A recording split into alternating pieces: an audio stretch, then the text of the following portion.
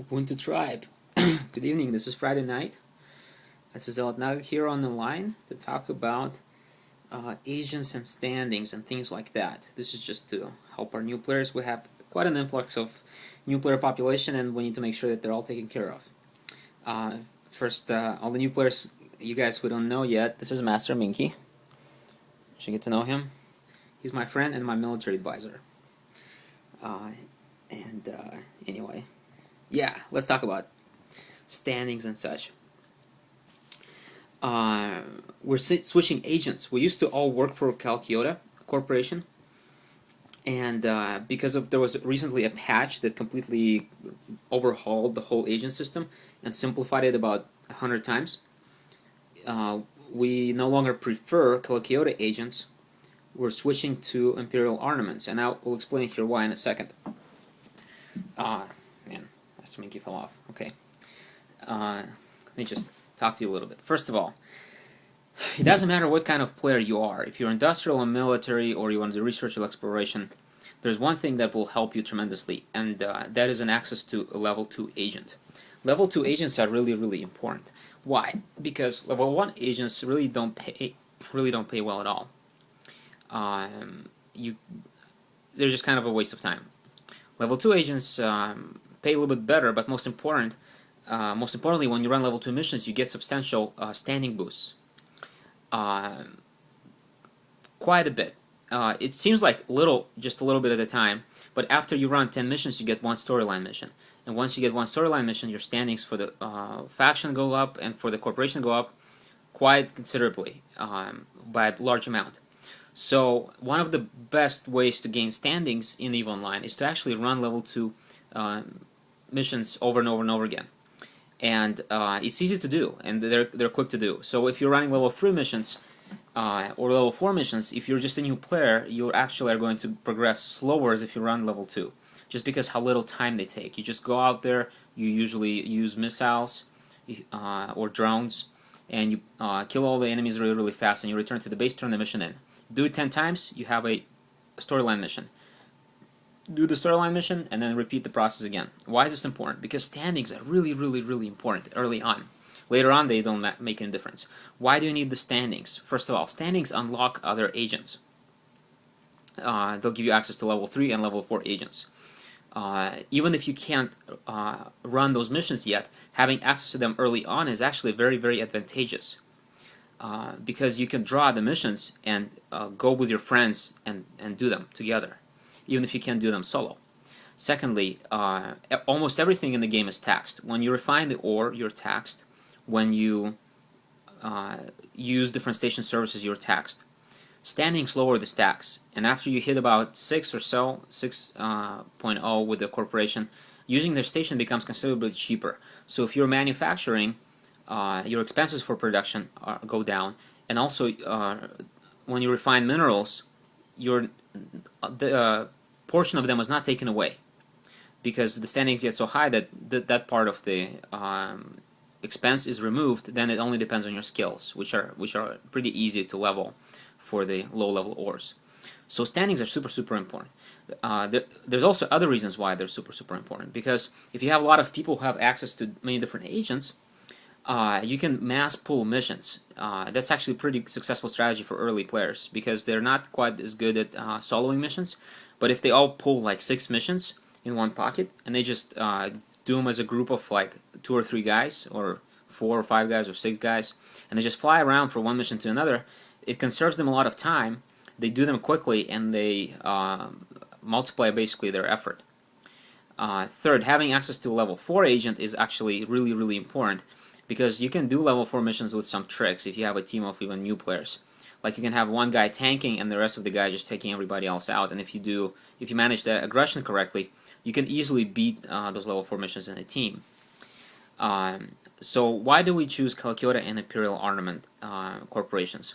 First of all, because Imperial Armaments, because we live in Ziona, we chose that location for many reasons. It's close to Market Hub, it's close to a couple different low-sec places. It's kind of a central location, but it's not quite on the trade route to anything. So it's very convenient, because in wars we're not completely blocked off every time. We have a little bit of mobility. It's easy to sell your loot and things like that. It's easy to manufacture. We have a really good system for manufacturing.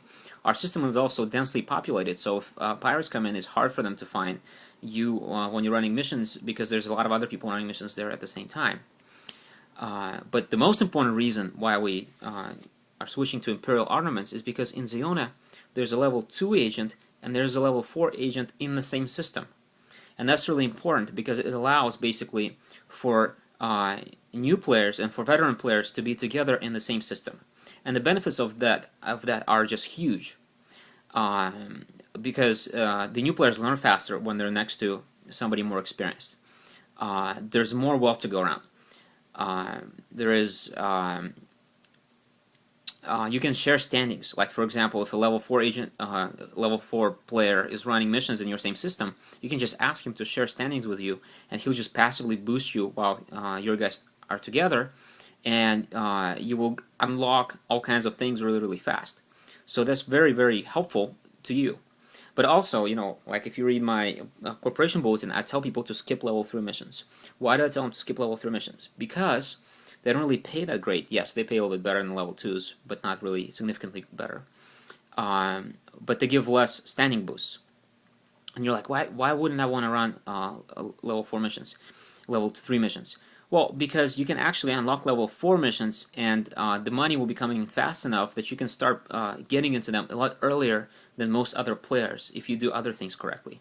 You will usually be behind on standing than you will be behind on money. But say you get to the point where you're like, your skills are trained up to use the basic equipment, and which we recommend for Typhoon. It's a Minmatar battleship. But you don't have quite enough money for a battleship because it is kind of expensive. So what do? Well, there's a really neat trick. And what you do is you pair up with an older player who runs level 4 missions from Ziona, like myself, or there's a couple other guys. And advanced players like myself, when we shoot things, we leave the wrecks behind in level 4 missions because it is not worth our time to pick them up. But to you, they're worth a lot. Because if you have a little frigate with a salvager and you just go behind level 4 player cleaning the mission, you can earn really, really good ISK for almost no training and no effort. And on average, I leave anywhere between 5 to 15 million of salvage behind me in missions. So if you just follow me basically for a couple hours, you have enough money for the battleship hull, just the hull itself. So that's why we do what we do. We try to put players that run level 2 missions and level 4 missions together in one system. We used to do it with Kalkiota because in Solar System Morini there was a similar setup. But because of the overhaul of the agent system, now it's actually more beneficial to be in Ziona, and so we work for Imperial armaments. Now Kalkiota is still not bad. If you're an industrial player, I recommend that you go with Kalkiota anyway. It's kind of a choice I leave you because Kalkiota has an R&D division, research and distribution, which later on, when you learn basics of the game, will help you get data cores. It's like having a passive income. You just set it up and you always get money. It's not a lot, but it helps. But the most important thing we can do with data cores is do research. So if you're industry oriented, Kalkiota is good to link into. But since you have both Kalkiota and Imperial Armaments agents in Ziona, you can actually choose which one to do, and you can do both, and it doesn't really hurt you. Now, last thing about standings that I'm gonna tell you: skip faction missions. Like if they make you fight with Minmatar fleet or Gallente Empire, skip them because they will hurt your Gallente and Minmatar standings. You can just see what kind of faction you're going to be fighting in the mission description. Well, that's all I got for today. This is just a brief follow-up. I'm hoping this will help you understand why we recommend certain agents. With those, you will make great money, and you'll be together with everybody else, and you'll have opportunities in the corporation to break through much quicker than most other players that start EVE. All right, guys. I hope this really helps you out. Peace out.